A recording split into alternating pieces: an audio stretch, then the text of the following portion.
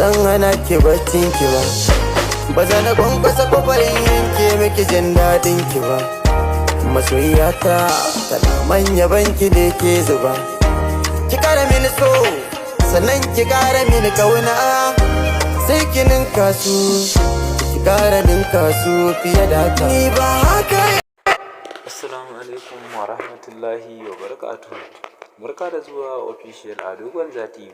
Hakika wannan tasha ta mata official Ado Gwanza TV tasha ce wacce ta ta'allaka kan samu muku sababbin update na mawaka wanda muke da su a wannan zamani, musamman ma mawakanmu, shahararrun mawaka da mashahurai na wannan zamani da muke da su, da gwarazan mawakanmu.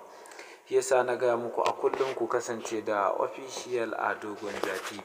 Indai kuna tare da official Ado Gwanza TV ba za ku rasa dukkan sababbin update na kowanne mawaki ba, insha Allah. Yadda za ku kasance a cikin wannan tasha ta mai albarka shine ku daure ku danna mana alamar subscribing, wato alamar ƙararrawa, yadda da zarar mun yi update mun dora za ku gani, insha Allah. Shine zai tabbata kana cikin tashan nan tamu ta official Ado Gwanza TV. To yau ma dai ga wata sabuwar waka ta Hamisu Breaker.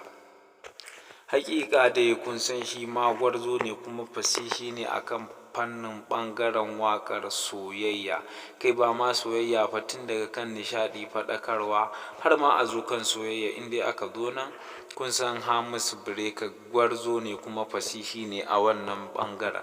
Shi yasa na ga ya dace na kawo muku wannan sabuwar waƙa ta Hamisu Breaker da yake shirin saki a cikin wannan wata 1 January na 2025, insha Allah.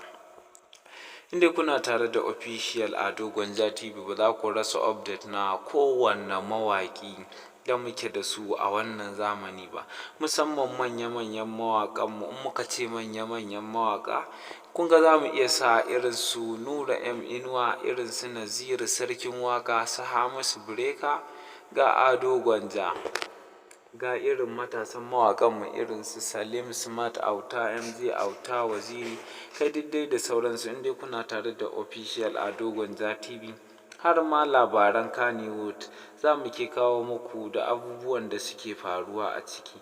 Yadda za ku kasance cikin wannan tasha ta mai albarka shine ku danna mana alamar subscribing, sai liking da sharing da comment, yadda 'yan uwa za su amfana.